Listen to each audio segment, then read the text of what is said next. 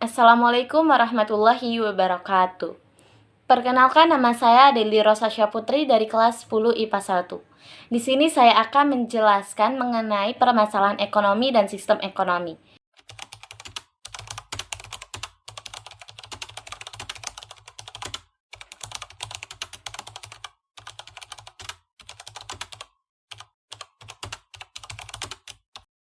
Permasalahan ekonomi terbagi menjadi dua, yaitu permasalahan pokok ekonomi klasik dan permasalahan ekonomi modern. Sistem ekonomi terbagi menjadi empat, yaitu 1. Sistem ekonomi tradisional, 2. Sistem ekonomi pasar, 3. Sistem ekonomi komando, dan 4. Sistem ekonomi campuran. Ini yang pertama kita akan membahas permasalahan ekonomi klasik. Permasalahan ekonomi klasik ini mengenai permasalahan konsumsi, permasalahan distribusi, dan permasalahan produksi. Permasalahan konsumsi. Permasalahan konsumsi ini berkaitan dalam menentukan jenis barang dan jasa apa yang hendak digunakan untuk dikonsumsi. Sedangkan masalah produksi berkaitan erat dengan barang-barang dan jasa apa yang akan diproduksi. Untuk siapa barang tersebut diproduksi, menggunakan berapa tenaga kerja untuk memproduksi barang tersebut. Yang ketiga, masalah distribusi. Bagaimana cara menyalurkan barang dan jasa dari produsen sampai ke konsumen, serta saluran distribusi apa yang akan digunakan. Permasalahan ekonomi modern. Permasalahan ekonomi modern ini menggunakan 3W plus 1H. Yang dimaksud dengan 3W plus 1H itu adalah what, who, for whom, dan how.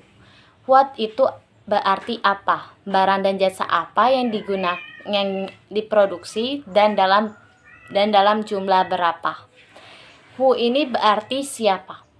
Siapa yang melakukan produksi seperti pemerintah, swasta, dan koperasi. For whom, untuk siapa? Untuk siapa barang dan jasa tersebut diproduksi, apakah untuk segmen, pasar tertentu, atau lain-lainnya. Yang keempat adalah how, bagaimana. Bagaimana cara produksi akan dilakukan?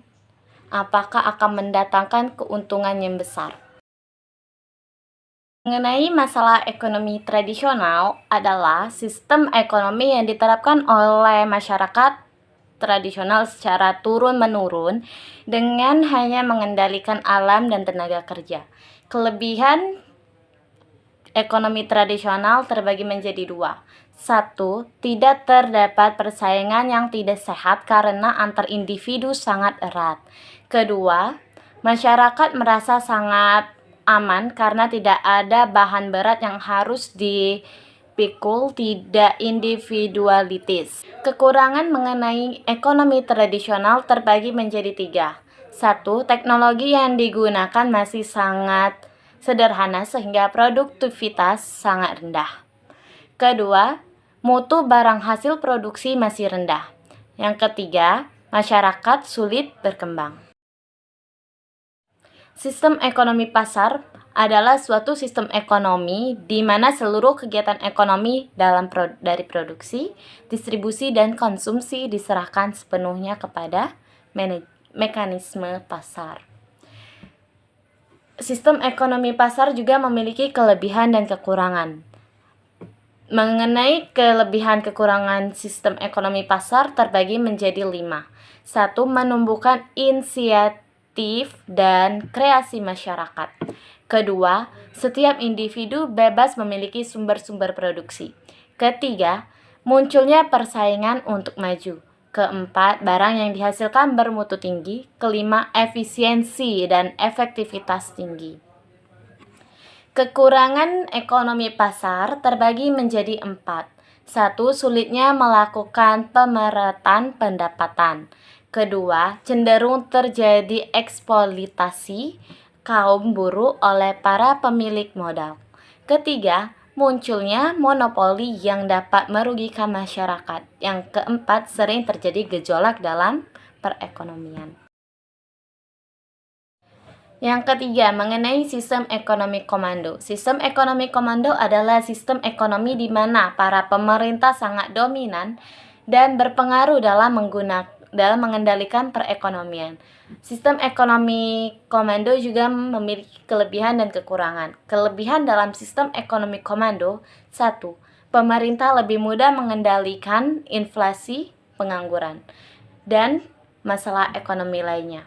Kedua, pasar barang dalam negeri berjalan lancar. Ketiga, relatif mudah melakukan distribusi pendapatan. Keempat, jarang terjadi krisis ekonomi. Kekurangan ekonomi komando: 1. Mematikan inisiatif individu untuk maju. 2. Sering terjadi monopoli yang merugikan masyarakat. Ketiga, masyarakat memiliki kebebasan dalam memiliki sumber daya. Ciri sistem ekonomi campuran terbagi menjadi 4.